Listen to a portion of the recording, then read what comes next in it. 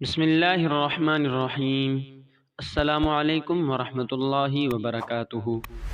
ایک بادشاہ نے اپنے وزیر سے پوچھا، یہ میرے نوکر مجھ سے زیادہ کیسے خوش باش پھرتے ہیں جبکہ ان کے پاس کچھ نہیں اور میرے پاس کسی چیز کی کمی نہیں؟ وزیر نے کہا، بادشاہ سلامت، اپنے کسی خادم پر قانون نمبر 99 کا استعمال کر کے دیکھیے۔ بادشاہ نے پوچھا، اچھا یہ قانون نمبر 99 کیا ہوتا ہے؟ وزیر نے کہا، بادشاہ سلامت، ایک سراہی میں 99 درہم ڈال کر سراہی پر لکھیے کہ اس میں تمہارے لیے 100 درہم ہدیہ ہے۔ رات کو کسی خادم کے گھر کے دروازے کے سامنے رکھ کر دروازہ کھٹکھٹا کر ادھر ادھر چھپ جائیں اور تماشا دیکھ لیجئے۔ بادشاہ نے یہ تجربہ کرنے کا فیصلہ کیا اور جیسے وزیر نے سمجھایا تھا ویسے ہی کیا۔ سراہی رکھنے کے بعد دروازہ کھٹکھٹایا اور چھپ کر تماشا دیکھنا شروع کر دیا۔ دستک سن کر اندر سے خادم نکلا، سراہی اٹھائی اور گھر چلا گیا۔ درہم گنے تو 99 نکلے جبکہ سراہی پر لکھا 100 درہم تھا۔ خادم نے سوچا یقیناً ایک درہم کہیں باہر گرا ہوگا۔ خادم اور اس کے سارے گھر والے باہر نکلے اور درہم کی تلاش شروع کر دی۔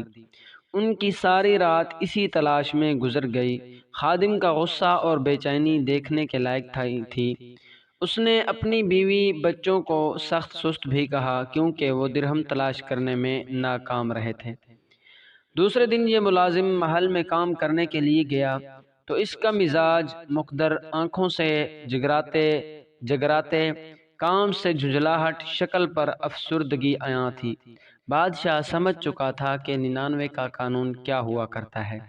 لوگ ان 99 نعمتوں کو بھول جاتے ہیں جو اللہ تبارک و تعالی نے انہیں عطا فرمائی ہوتی ہیں اور ساری زندگی اس ایک نعمت کے حصول میں سرگرداں رہ کر گزار دیتے ہیں جو انہیں نہیں ملی ہوتی، اور وہ ایک نعمت بھی اللہ تبارک و تعالی کی کسی حکمت کی وجہ سے رکی ہوئی ہوتی ہے، جسے عطا کر دینا اللہ تبارک و تعالیٰ کے لیے بڑا کام نہیں ہوا کرتا۔ لوگ اپنی اسی ایک مفقود نعمت کے لیے سرگرداں رہ کر اپنے ہو جانے والی 99 نعمتوں پر اللہ تبارک و تعالیٰ کا احسان مانیے اور ان سے مستفید ہو کر شکر گزار بندے بن کر رہیے۔